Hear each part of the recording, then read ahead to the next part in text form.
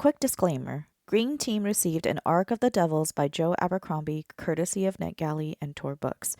We thank them for the early copy for review. All opinions are our own. The Devils released on May 13th, 2025. Additionally, our apologies for the audio quality issue with more background noise than usual. Hope you enjoy the episode.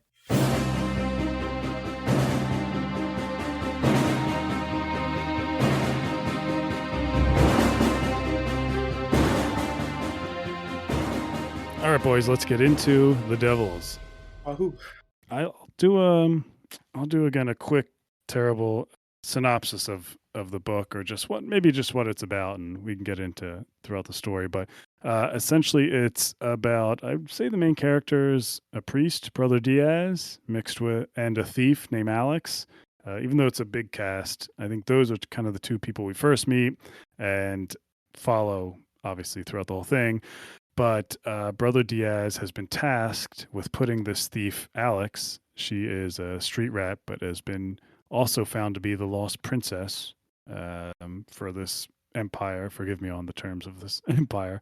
And they're going to usurp the throne. And to do that, they're going to have the help from Balthazar, a magician, Jacob, a holy knight, or just a knight who can't die. He was cursed by a witch.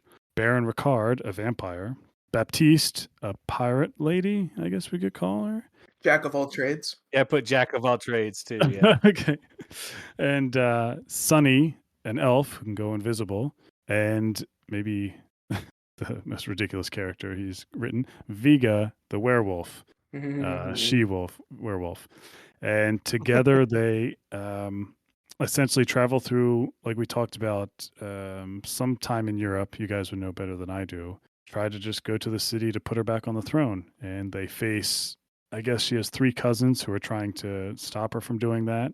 And so along the way, they run into each cousin and monsters and haunted houses and such until they get to the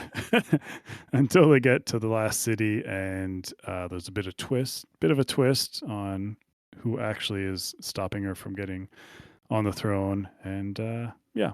We'll get into it, but I think I hit it pretty well, right? That's pretty much what it is. Straightforward. Yeah. That's what happens. Yeah. It's like a found family story between these effed up people. All right. Yeah. So where should we start? Should we just start with, what do we think of, well, if you guys agree with me, our main characters, Alex and Brother Diaz, Cesky. How'd you like their introduction? Because the first handful of chapters is just meeting them and the kind of their outlook on the world. Yeah, I liked Brother Diaz immediately. He's the first one, so that's usually you're gonna latch onto your first character, pretty well. I thought it was fun. He just, the descriptions of him going through the holy city and being like, "Oh, I'm late for this important meeting," and him being like, "I just want to retire somewhere cushy and like get a nice desk job that I can kind of brag about." And then he gets, he's like, "Oh, you're in charge of the 13th cathedral." And he's like, "Excuse me, what? There's only 12? And they're like, no, you'll get it. Just go follow these people and do these things." Alex, it took me a little bit more to get used to her. I don't know if I ever really, I kind of just wish maybe she had done a little bit more before the end, been a bit more involved in it. I feel like Brother Diaz does things before his final big climactic scene. So, yeah. Spooke, what about you? I really liked Brother Diaz. It felt very fish out of water. He's kind of like us trying to cope with the fact that all of this is going on. I think he has probably the best character arc in this book. I think we see him change a lot and him grow as kind of a person and as someone in his kind of place. I liked Alex. She didn't really change a whole lot until really the end. And really, I think her changing in the end is more to do with the reveal that happens at the end. And then we kind of realize the growth that she has really portrayed, not being the person that everyone thinks she is. It goes from, her character kind of goes from identity crisis to no, she's not really this person, but she's trying anyways. Yeah. I do lean with Cesky on liking Brother Diaz a fair bit more than Alex, but I found her to be fun. at times. All right, Seth. How about you? How'd you like their journey? Yeah, I mean, same thing. I like Brother Diaz. There's a part in the beginning that actually made me laugh a lot, and it's he's in this city. He's been tasked with 13th Cathedral or whatever, and there's a scene where he walks and there's this beautiful cathedral, and Joe spends like a couple pages talking about like the majestic architecture and like all this stuff, and Brother Diaz is like a pretty ambitious guy at the start of the story, and he's just blown away by the the opulence and like the pageantry of the whole thing. And then they're like, "Oh yeah, that's totally not yours. We're actually going down into like this dungeon thing." And Yeah. it was a great gag. It made me laugh, and uh, and then that's when we kind of meet our ensemble cast. But yeah, I like Diaz. I think that I'll like Alex a lot more on a reread.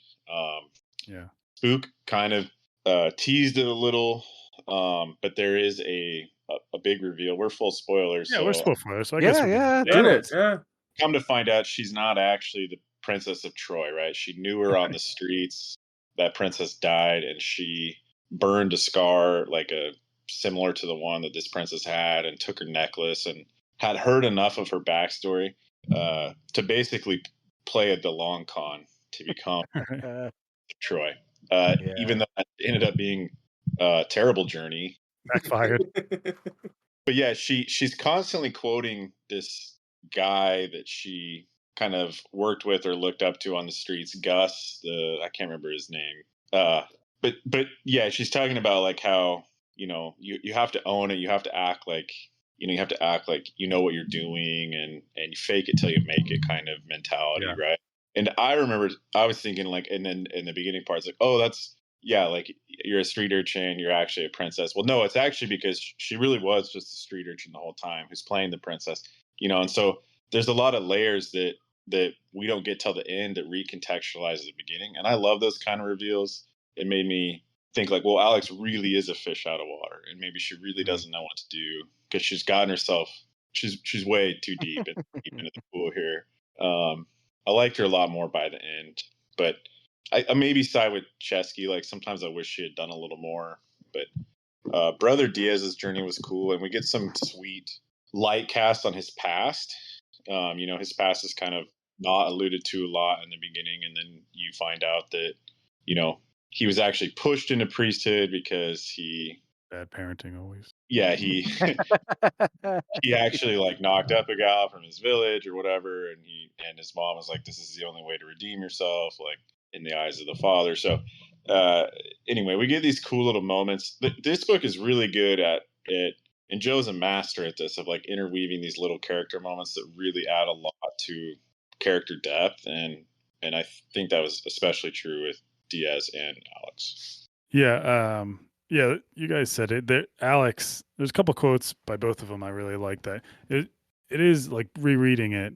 There were signs that she was a con artist, or just wasn't the princess that he layered. Like there's a quote where she said she played a cripple cured by a miracle, and a simpleton cured by a tonic, and an orphan who'd found a purse, ever so helpful pilgrim's child. Like she's all throughout her life, she's pretended to be other people. So it shouldn't have been a shock to any reader when we found out she's been pretending to be the princess, and something with Alex we didn't talk about, and it's, we're going to be jumping all around, and I didn't bring up, but she was discovered by this guy named Duke Michael, who was apparently her uncle, he said, and it was the one that was going to put her on the throne.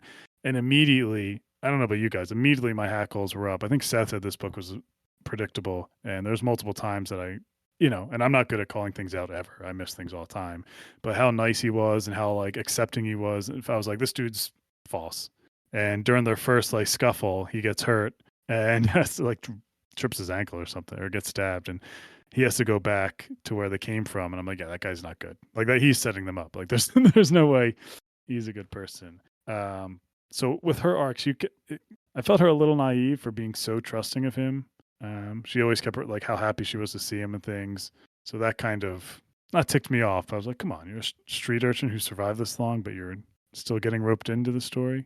Well, I think that's part of just her, of like Joe Abercrombie playing it to us so that we believe, so that twist that she really stole the identity just hits harder. Yeah, I didn't versus see that actually Yeah, well, I mean, yes, I mean, just like if he tells us like, oh no, I still have to be wary of him, from her Right. perspective every time, then we're gonna catch on to that a little more versus like, why isn't she as trusting as she could be of her, Yeah. uncle? And Brother Diaz, yeah, I think he's one of the stronger characters in the book. This so it was cool when we first meet him. Like Seth was saying, you kind of get introduced to him, but also the city, and it's supposed to be one of the best cities in the world, and how beautiful it is. But he just keeps commenting on how gross and how there's prostitutes everywhere, and like that's such a Joe Abercrombie thing, just to lay low things that people really think are special or big, and he's like, no, really going on down the ground is garbage. Yeah, I think festivals every day sound like a nightmare too. yeah, Yeah. But this quote was funny. So again, Brother Diaz, as you can tell, is a priest. His name is Brother Diaz. So when he said this quote, I think he was walking by kids beating up like elf like effigies. stuffies. Yeah. So he's like, elves were elves, of course, and surely better burned than not. But there was something troubling in those chubby little children's faces, shining with violent glee. And he says, theology had never really been his strong suit, but he was reasonably sure that the Savior had talked a lot about mercy. Again, the priest is saying that theology had never been his strong suit. And then at the end of the book, he gets to hit that again. Which is going off on the same thing. Every like Brother Diaz, every time something happens, he's the scared one. He's running. He's and Yeah. he's like the reasonable character in the situation. He's like, oh, there's murder and violence that way. I'm headed the other direction for a few minutes. Get me Right? out But of here.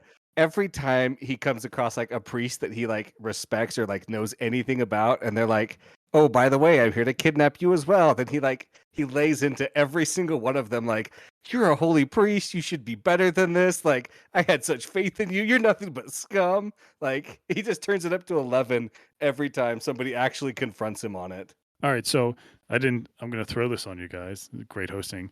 But I'm going to let each one of you pick this next section. Just pick your favorite character that you want to talk about, why you like them in the story. But if someone picks that character, you have to choose a different one. So let's do that. And then I'll go last, so I'll just pick who hasn't. But Spooke, who was your favorite character to read about? Is that really a question? I think we all know the answer here. So there are two. There are really two that I really Oh, love. boy. Fingers I'll crossed. pick the predictable one. I'll go with Vega. I All love right, there you Vega. go. The second one was Jacob, but I'll get in the Vega. I'll leave Jacob for someone else. Yeah, speak on it. I find Vega to be just an utter tragedy of a character. I Mhm. think mentally she's still kind of a child, where she's, even though she's also part wolf, she's only really existing off of, urges. She has a hard time fighting those urges. And what really kind of sets in the tragedy is, for most of the book, she's going, I have a hold on the wolf. I have a hold on the wolf. Right. Like, I am able to fight this urge. I am able to be happy. I'm able to have these friends, that probably don't really consider me a friend. But, and then at the end of the book, we find out she does not have that control that she thought she did. The wolf breaks free and ends up killing one of her friends, killing Baptiste. And I Big think, shoe drop moment. yeah, Yeah. absolutely. I think where all of the other characters either progressed as characters in maybe not a positive way from they're becoming better people, but more in a positive direction for their character, such as like Balthazar. He's grown stronger. He's still, an a-hole, but he's grown. Or other characters who have not quite stagnated, but they haven't really pushed in either direction, such as Jacob. I don't think he really moved in any direction. Vega, I think, is the only one that moved backwards, where she kind of regressed. Who knows what the next book will say, if she shows up, if she'll be better. But no, I think Vega was really well written. Really kind of tied a lot of it together, in the sense where we love these characters and we don't see them do bad things because of their binding, but we know the wolf doesn't have that binding. I just wanted to add to that almost every time we get her perspective, she's always struggling with the I am clean, I can Yes. see Yeah. clean, and that was Yeah. just like, that just hit hard, and it just the whole time you're thinking, was she a bad person before the wolf? Is she choosing to be as simple as she can be because if she gets any more complicated, things go bad and the wrong, and like you said, she's a tragedy, but like one you can't look away from and just like be hopelessly invested in and be like, you can do it, like. Yeah. I really tried the fight. Yeah, it was hard. Well, and then I think along with the I am clean parts, there's also her kind of thinking back because we do get a little bit of backstory for her going, was I always this way or was I like this before the bite? My mom Mhm. always said, and then, yeah. Again, terrible parenting. I mean, Yeah. it was interesting too. Like she told us who we were. She was the whole time. Like throughout the book, she even made light of it, and much how people who are traumatized do. But that she'd killed previous people on the team. Also this team, just real quickly, was put together by the Pope, who was a child, and they're called the Holy Expediency. So they kind of do missions all the time. That's where like they get the suicide mission thing where people swap in and out because they die during it, or in this case, get killed by their own members, Vega. So she talks about how she's killed previous members, or she can't remember. Did that one get away? I don't know, but she'd always joke about it. But it's clearly like a traumatic, like when it actually happens in the book. It's probably the most traumatic moment in the book, Yeah. especially because it's in Balthazar's POV and was like brutal. But yeah, I don't know if anyone else thought this, but I thought maybe Spooke kind of touched on it. I thought it was kind of like a take on addiction. The wordage of clean, but her urges, like she just couldn't stop even if she wanted to. Yeah. She Yeah. it's paralleled with her sexual urgencies. Like she's always sleeping with whoever she sees someone she wants to sleep with them. She goes and sleeps with them. Like it's just this whole thing she can't keep in check. It really reminded me of people of, alcoholics or, not to, belittle them or anything, but it felt like a disease with her, the Vigga Wolf. And you're right. She definitely, to me, was the most tragic character, especially like her ending and not just killing, Baptiste, but just getting put back in that cage so sullen and Yeah, Viga's a good character. I want to say Jacob of Thorn. oh, So I'm gonna actually put him as an honorary number. He's gonna be my number 2 honorary mention. getting booted by everyone. Uh, no, he's great. I'm a sucker for like the stoic, sad warrior character, right? And he has a quote. I just want to mention it real quick before I mention my number 1. But this is like peak Abercrombie quote. This is why I love these types of characters. But Jacob had just killed a man. Uh, I think on the boat, right? So they get attacked at sea, and it's this whole thing, and he kills him in kind of a not like honorable way, right? Like he knows that he can't die. His opponent doesn't do that. Like he murders this guy. And so the quote is, which left Jacob one more time where all men ultimately find themselves alone with the consequences of what they've done. That's an Abercrombie line. That Yeah. is Abercrombie line. Yeah. So he's great. But my number 1 wasn't my number 1 until the very, very end, but it was actually Baron Ricard. Interesting. Love it. yes. The reason is, I there's this bit in the first half of the novel where Balthazar is trying to break the binding that the Pope has put on the group, right? In the beginning, all throughout the book. But yeah. Yeah, the all whole throughout. time. Yeah, Yeah. and Yeah. he's trying, and in almost every scene where he's really putting effort into it, Baron is sitting there, right, and he's talking about Mm. how Baron is watching him, and he suspects that it's because Baron wants to learn how to break the binding for himself and all this stuff. Well, we find out at the very end that the binding works on your soul, and he's a vampire, and he doesn't have a soul. So he's literally doing this out of like his own sense of morality, his own sense of penance, right? Like he has a line with Jacob at the end, people and how terrible they are with everything that's gone down in Troy, and he says, and they call us the monsters, Mm-hmm. and I just thought it added so much depth to his character, right? Like it would take a lot for someone to sign up for this, to willingly be locked in a dungeon, to do all that. Like there'd have to be a lot of self hatred there, and it's Yeah. kind of an interesting take on a vampire because as he feeds throughout the story, like he gets younger and he gets he's charming and witty and all this stuff, and it just caught me off guard. I didn't expect it, and it was one of those things that made me recontextualize his character throughout the story. And where he's talking to Balthazar about just like accepting your fate, essentially, right? Like go with the storm instead of fighting it or whatever, right? And all this stuff. But yeah, he was really interesting to me. I like him and Jacob's dynamic. I like that he even like the ending, and I plus just the rule of cool, like when he goes all beast mode and just like turns into some shadows or bats, and then like flies over and like wrecks those twin sorcerer sisters, and like he's pretty legit. Plus, I guess maybe I'm Team Vampire. This might have settled it once for all for me. But he's So great. not Team Jacob. Yes, suck it, Jacob.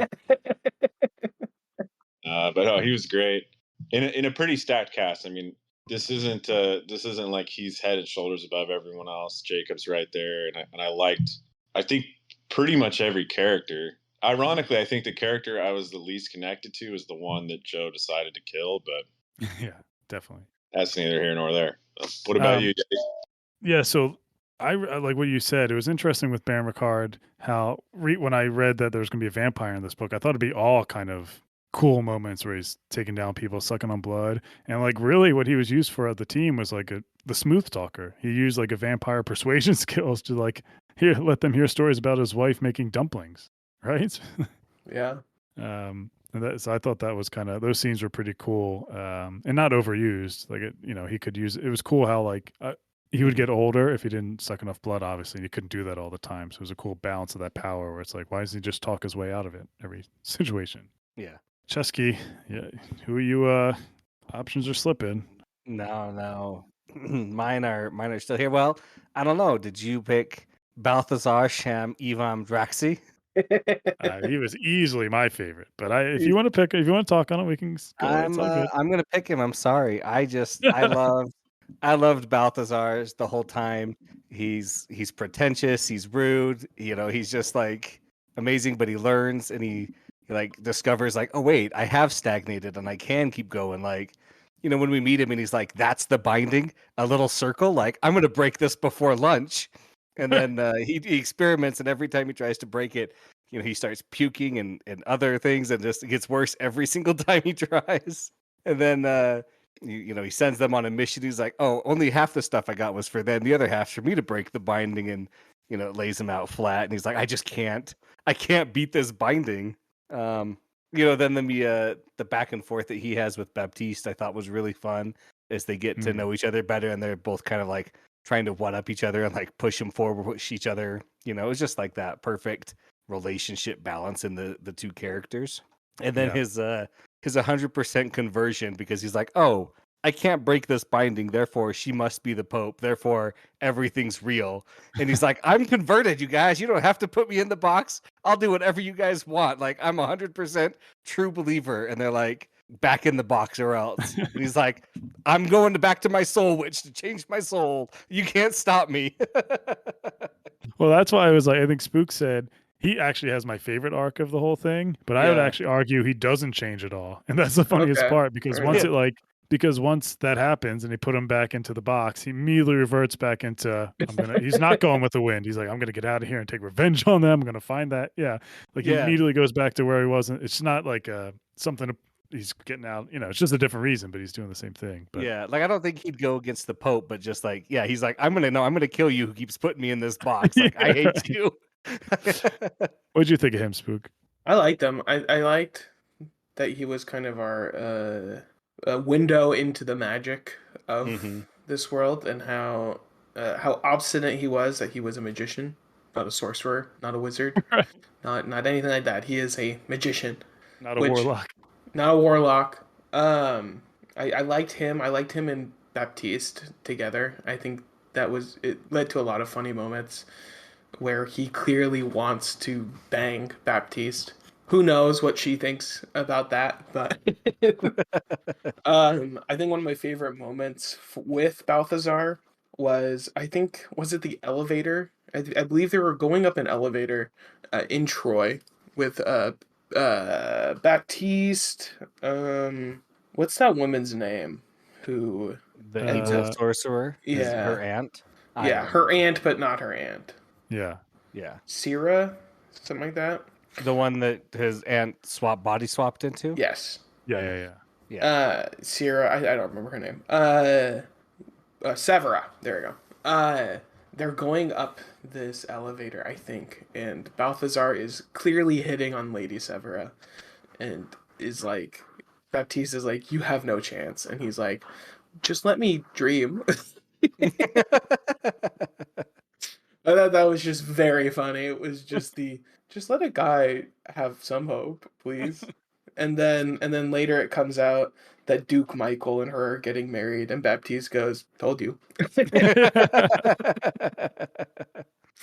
I think those are some of my favorite moments.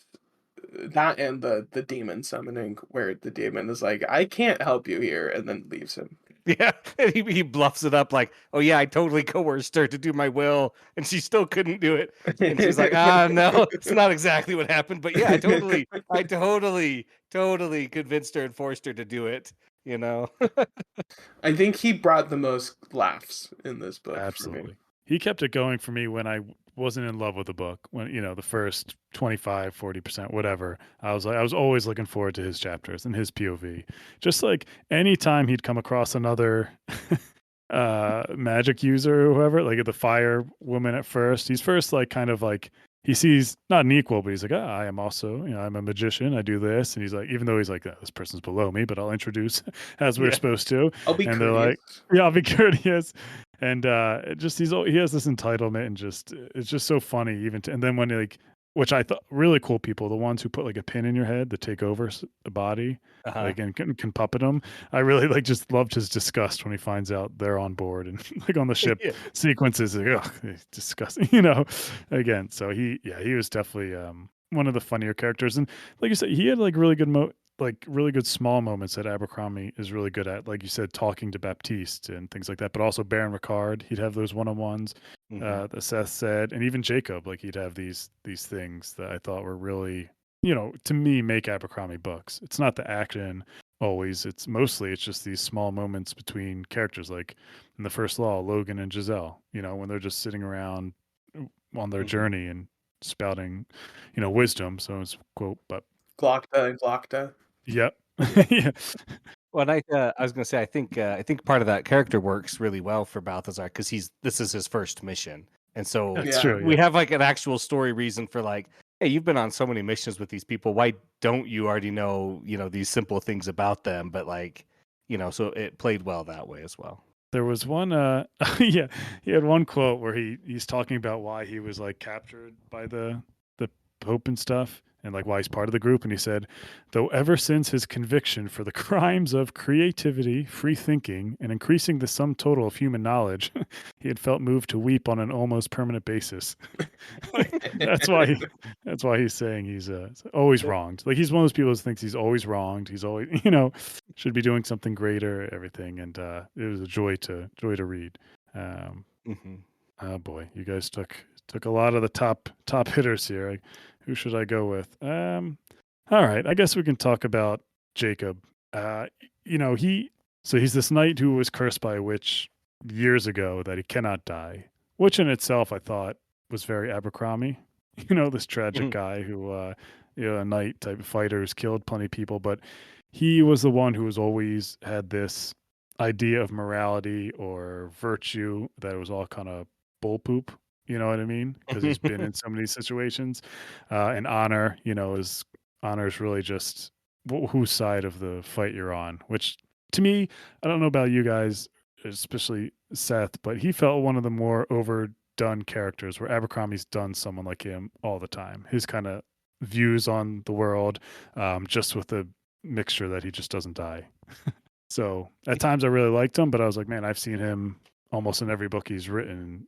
Yeah, he reminds me a lot of a character who I will not name that is prominent in the standalone books.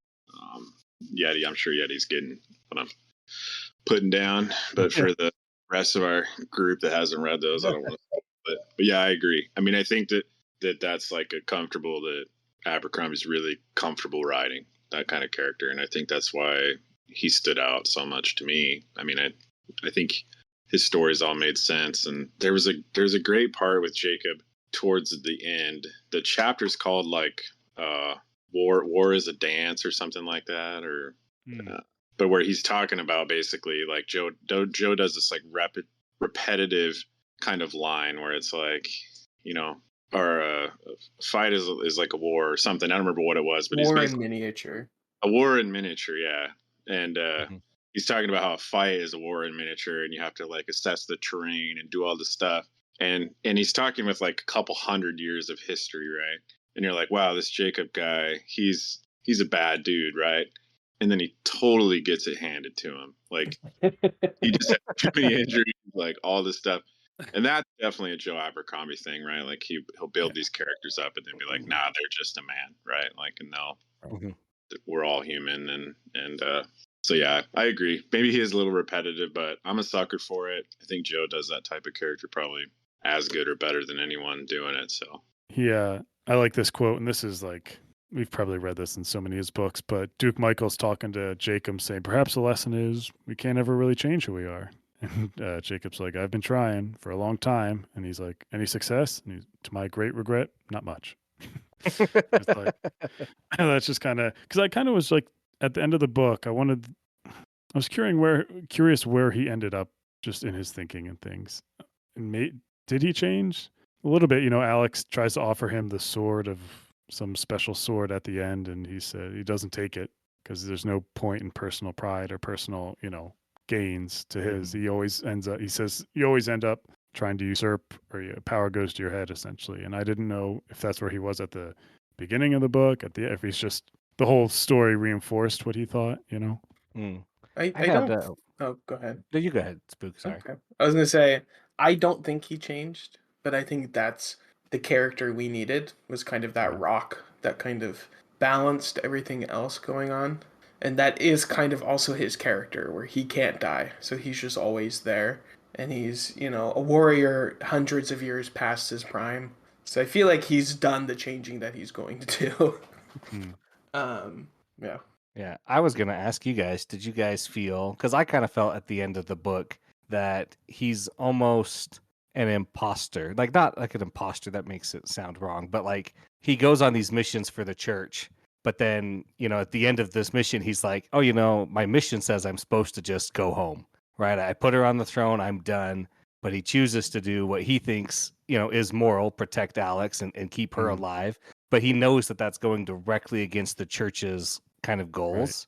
Right. And so I just have to wonder, like, is he purposefully sabotaging this kind of a mission? Like other missions where he's just putting down a big monster or something, sure. He'd go in that, he'd kill it, they'd be fine. But this one where it's a bit more political, he's trying to bring it back to an ideal, but without actually saying that he's trying to bring it back to an ideal or having it be like a real focus of his, but more like, hey, this is the church doing it. This is wrong. I'm going to just fix this, even if it's to the detriment of like everybody else. Because if they'd gone back, the things don't happen. Yeah, I also think, Sunny has this quote at the end where she said, it's not what you've done that makes you good or bad. It's what you do next. And I think he just thought at that moment, what the next move is, that over this course of time, he respects Alex and thinks she'd be a good person to lead, and that's just, in his mind, that was the next step that would be good. And I think that was a variation of what he's done from any other mission. And I guess, the story is a found family story. They all kind of grown to like each other at the end. And I think that's what he was showing, and that even these monsters have some better hearts than, most of the regular people in the story. I can totally agree on that. It's just a thought I had. Yeah. All right. Let's, again, I'm going to throw something at you guys and see if you can do it. How about we just each pick, I'll go around again, each pick one sequence or scene through the book that we really liked that stood out. I have a couple that I like to talk about, and then we could probably wrap up after that. But Seth, is there any that you recall that you really enjoyed?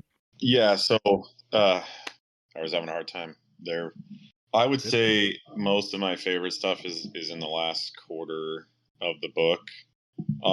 We haven't talked a lot about Sunny, but one of my favorite scenes actually is hers at the very end, and it's when her and Alex are kind of saying goodbye. So like Sunny has had this tragic life where she's an elf, and like she's in a part of the world where everyone hates her kind, and she tries to be funny, but she has this like super off-putting, super self-deprecating humor that people it just makes people uncomfortable instead of makes them laugh. But the scene in particular is when she's talking to Alex at the end, and Alex is trying to convince her to like stick around. Just that whole sequence I thought was pretty heartbreaking. Like Sunny finally finds someone that actually likes her, and like the one person maybe in her whole life where where that's happened, and then they can't be together, and it's this whole thing. And yeah, that was like interesting. The whole how I thought at the end of the book everyone might stick around and be out of like the group, but at the end pretty much everyone just has to go back to being the Popes. You know what? Yeah. Yeah, for some reason that scene hit me harder than the Baptiste scene with Bigga. For some reason, I had a hard time connecting to Baptiste, but I did connect to Sunny, and that scene sticks out a lot to me. And then this one's just purely for the spectacle and stuff. But when they're fighting in the old abbey, they get ambushed by one of Alex's quote unquote cousins or brothers or whatever they're supposed to be, and all this stuff, and it's where all these people have died of the plague, right? And Balthazar is like, wait a second, I'm an awesome necromancer, like I'm gonna bring these back. and just like the chaos of that, like I think one of the things that Joe does that he probably doesn't get as much credit as he deserves is like the kind of the combat-y fight scenes, Mm-hmm. And that one was one of, or maybe one of two of my favorites of the whole book. But I just thought that whole spectacle was really funny, and how everyone fit into it. Jacob just rides in there like a bull in a china shop, and it's just, Baron's doing his sneaky stuff, and then Balthazar is like, he's having like revelations about like matter and like how the universe works. Like I'm a Yeah. It was great. That was kind of towards the later half of the book, so I was really vibing with everyone by then. But yeah, fun stuff. That was great. Spooke, what about you? Is there a sequence, action, or otherwise that you enjoyed? Yeah, well, I enjoyed all of the sequences. One I didn't enjoy was I did not like the house illusion. I was gonna say you could add one you didn't like. Didn't like that. I found I don't know if that's more to me, just at the time I was reading it, not paying attention fully, but I was very confused the entire time and did not understand what was happening. but I'll go with something I like, which is I think a Jacob scene. Also near the end of the book. It's around the same time I sent a GIF into our little Discord DMs from Kung Fu Panda 2, I think, where Poe's walking into this tower going, my old enemy, stairs. But it's a scene of Jacob as he's having to climb up these stairs to go save Alex, and he's being a grumpy old man going, I had to be, in the most vertical city in the world. It couldn't be in Paris. It couldn't be, in all these other places. But we get this little bit of introspection that I particularly love at the end, where he's holding his sword and he's basically talking about, this is who I am. I am not me without holding my sword. And it's kind of the thing that really gives him that gumption to keep going. And there's a little paragraph at the end that I would love to read. Goes, he pressed on, one boot after another, one step after another. They were like an army. Together they might seem unconquerable, but each man was just one man. Each step was just one step. He left them beaten behind them as he'd left so many enemies ruined in his wake, so many friends. And I felt like that was kind of just Jacob as a character. He is someone who is cursed to just keep going. He's taken these oaths to help him in that way, but I found that to be very meaningful to read. Mm. This is the man who can't die, and so instead of wallowing in, his own pity, he just keeps moving, and just keeps going. I have to feel I when I was reading this, the one thing I was thinking about this scene was Glotka from Yep. the Blade itself.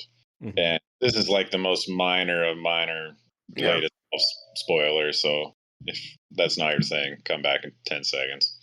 Uh, but there's a part of that book where Glotka is crippled and he is walking, and Joe has this line that says "click tap pain" Yeah, I being remember.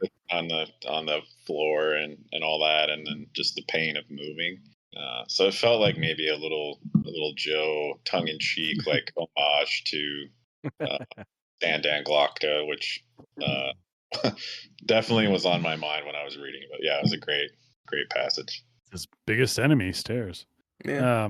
Yeah, that's a great moment, Spook, because that I feel like is the perfect balance he finds, where it's honestly hilarious just picturing him stabbed all over going up these stairs one more time, like, oh my god. But you said with his inner monologue is such a beautiful moment too, where it's just such a mixture, and coming to save Alex, who at that point we've all had a rooting interest in. Chesky, wait, did we get to your moment yet, Chesky? No. Oh, No, let's I'm hear ready it. though. All right. I'm gonna talk about one moment and one Yeah. kind of just thing that happened where twice in the book Joe Abercrombie has characters talking about what a twist something would be if it was to actually happen. And then he pushes it and follows through with it.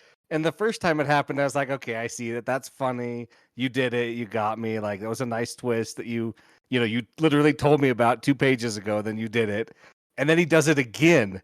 And I was like, and it was even better the second time. I don't remember exactly what they were, but they were there. And I was just like, man, that was awesome. Like, just the way he wrote that, and like it hits you in the face. But then I really like the Brother Diaz's accounting war that was Oh fueled yeah. by pure Yeah. administration, where he's like, I've been reading because I love reading. And I loved it when he went to the library and he's like, there are so many books. I love it. He's just like dives in, and they're like, hey, Alex, you need to pay these back taxes, fix these roads. He's just like, well, actually, you've been living on this land for so long. And it's that awesome feeling where he's just like, he's destroying everybody without actually like fighting and cowing everybody to do what they need to. It was great. He Just was in like, his yeah. zone. Yeah. That scene also made me feel uneasy because I was like, things are going too well. Yeah. Waiting for that shoe to drop. Yeah, I was like, it's definitely gonna go south in some form anyway. Those are great. So it's funny you brought this up. I think Spook or Chesky. I had a big problem when I first read it, and I've been thinking about it probably since the book finished and all throughout. So the scene when Balthazar summons the devil from hell, the ultimate demon, The essentially. Baron, Demon Baron or whatever. Yeah, the Duke of biggest. Hell. Shacks up. That was the moment where I think I messaged or something where it was a really intense moment where even Baptiste and Jacob were horrified to speechless. Balthazar was horrified. It really oh man, because it was in the middle of the book and things are about to really turn for this group. What did he just do? And the whole moment is literally played as a joke. It's literally just the demon looks at the binding, said, "Yeah, I can't do this." What are you talking? It was I could do anything else you Call me want. if you need anything else. Yeah, anything Yeah. else, I'm happy to do it. I like your soul, but no. And at first, I was revolted with that scene. I was like, this is him just too much into comedy. I was like, there's just he's no one's stopping him. He's leaning into everything.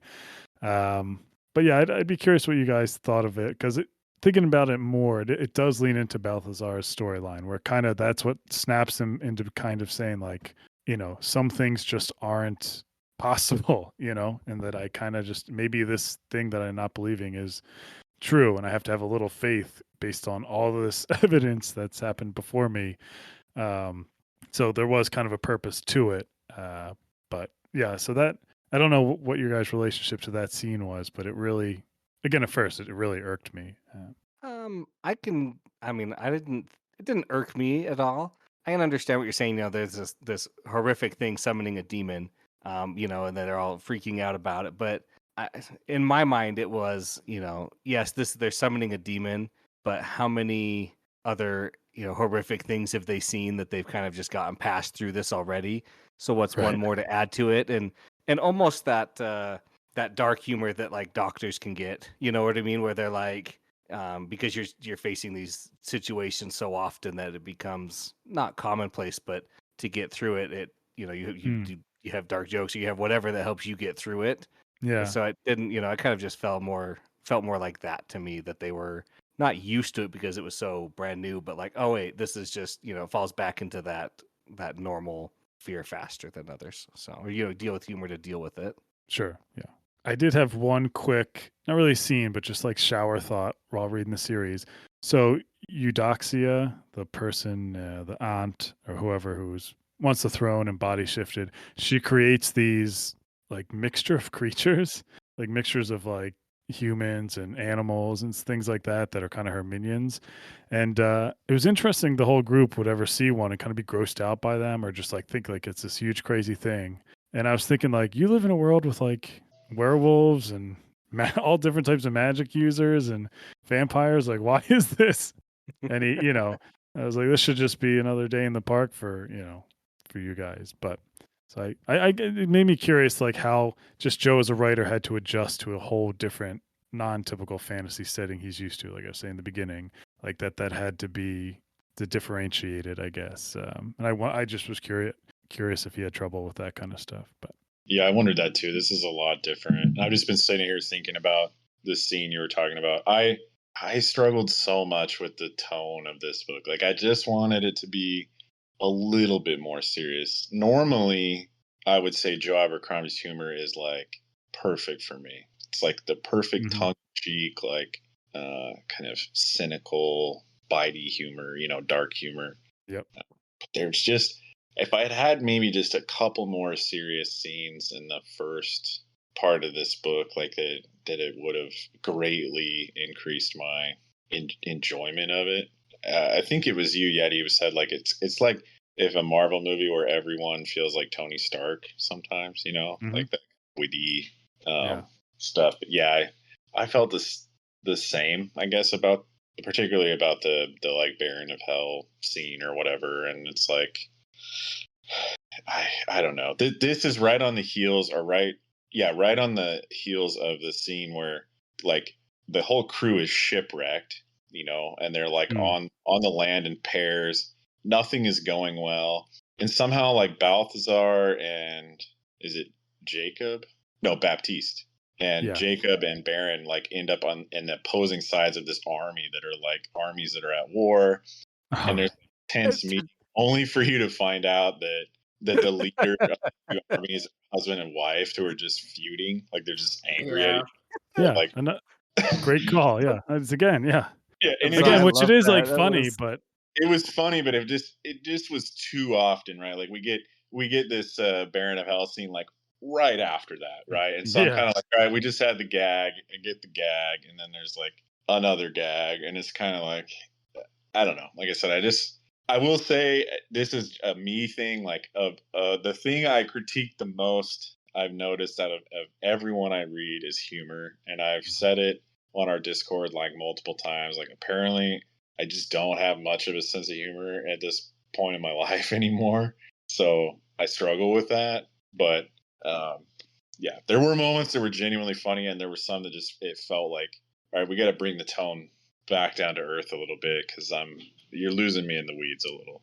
I think I would just be like, if they came straight out and said, this is a Joe Abercrombie comedy book, fantasy comedy, I'd be like, oh, that's my expectation. And it's fine. Like, cause I think it's like more comedy than almost anything else other than maybe fantasy, like closer to Pratchett than maybe, I don't know, Mark Lawrence, you know what I mean?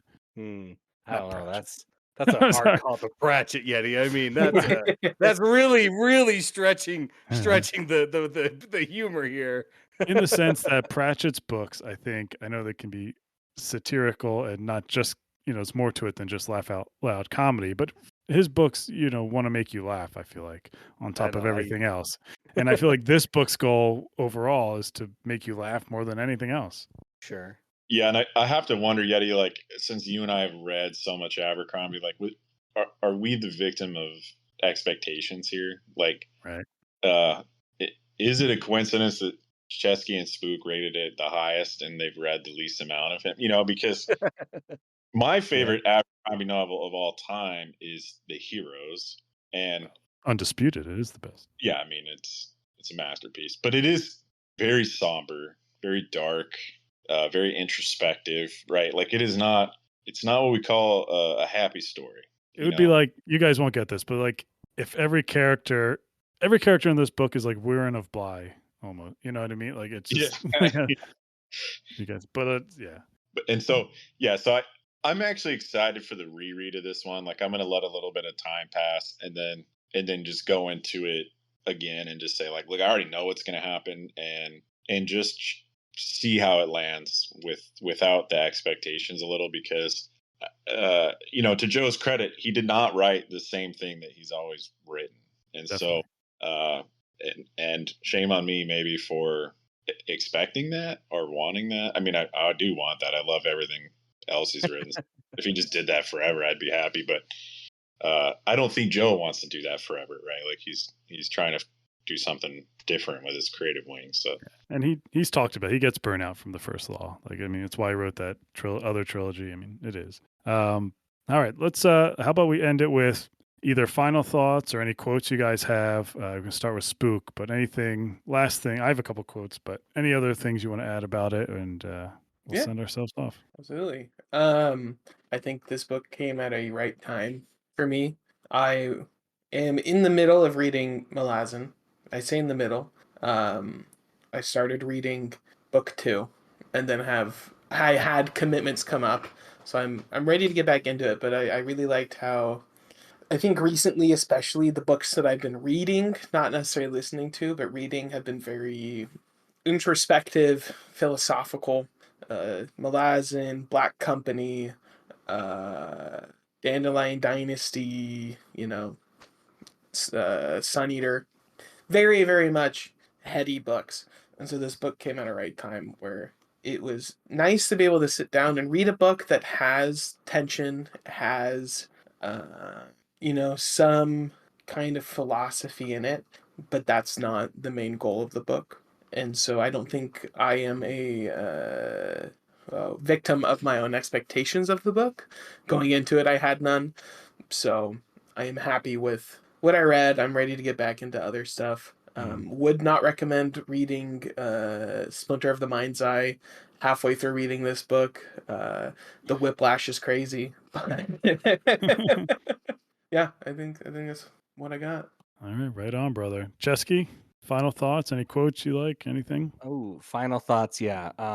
They honestly got me. I thought that when Jacob of Thorn died at the very beginning in the first fight, I was like, Oh, yeah. man, he's out. Like Joe Yeah. Abercrombie's not pulling any punches, but here's my death out of the way early. Like, let's get into it. How I can fully invest in these characters, and then it's like, oh wait, nope, he's the immortal one. He can't die. And then I loved Jacob's thoughts where he's always like, I swore to honesty, but not to speaking every time I had something to say, or like I swore to not drink, but if it falls in my mouth accidentally, that's a different story. Like his little workarounds for his oaths that he clearly doesn't want to follow anymore, but he still does because that's who he is. That was great, and I'm excited to see what comes next if there's any more books here. Is it going to be the demons in Dusseldorf, the witches in Wexford, or the goblins in Gdansk?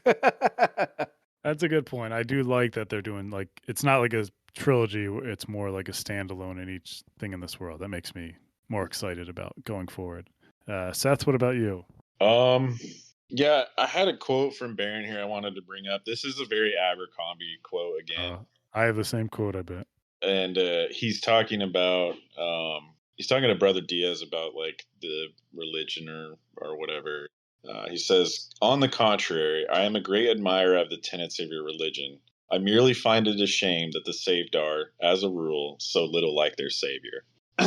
Yeah, amen. Good one. That was a good one. Yeah. Joe was great at these biting little comments and critiques, social critiques in here, I think. And this book is no exception. I have been thinking a lot about would I recommend this book as a starting point for Abercrombie, given that it is kind of standalone and it's a lot different? It's a little bit less of a commitment than a trilogy. So I guess what I would say is, while it wasn't my favorite Abercrombie book, I did like it. And if you've tried The Blade itself or something like that and maybe bounced off it, I think this one is definitely worth your time. It's a lot different tonally, but it also has a lot of the Abercrombie flair and the great characters and the great dialogue. So I'm afraid that I sounded overly negative this episode, but I'm excited for the next one. I like that it's an episodic nature, and I hope people give it a shot because there's a lot to like about it. Yeah, I wholeheartedly agree. I would even suggest starting here instead of The Blade itself. I think this is like an incredible starting point for Joe Abercrombie. For people, I think The Blade itself puts people off. Honestly, It's a lot easier of a read than The Blade itself. Yeah. And you at least get little snips of what he's great at all throughout. I think he does it better in plenty of other books, but he hits on all the stuff that makes him Joe Abercrombie. Just two quick quotes that I really, really liked. And again, they're very Joe Abercrombie. I mean, one I think is of Baron Ricard. It's either Baron Ricard or Jacob says, "No matter how you fight, you can't beat time. It lays low every empire, topples every tyrant." And honestly, that makes me feel better about numerous things. And then this one is by Baptiste. "Oh, I doubt it." Baptiste blew a kiss to the crowds. "Happy endings are just stories that aren't finished yet." That's not Joe Abercrombie to a That T. is such a Joe Abercrombie. And when you think about it, if this story ended with her, like the Cesky was saying, the Brother Diaz scene with the library and him getting over on everyone, you'd think it'd end there, be like, hey, everything worked out. But again, that wouldn't be a happy ending. It's just a story that hasn't ended yet, as we saw. That's not Joe Abercrombie. Yeah, or at least not his outlook on stories. All right, we did it, boys. I think we sold it pretty well. Everyone go check out The Devils, coming to you whatever date we said earlier in the episode. The 13th. Thank you very much, Spooke. Thank you to Horizon Brave for starting this shindig. Thanks for Craig for letting us enter your little podcast world. And for the music is Galactic Damages by Jingle Punks. And for Spooke, Wombat, Cesky, I'm Yetti Beats. Thanks for listening. Good night. Bye.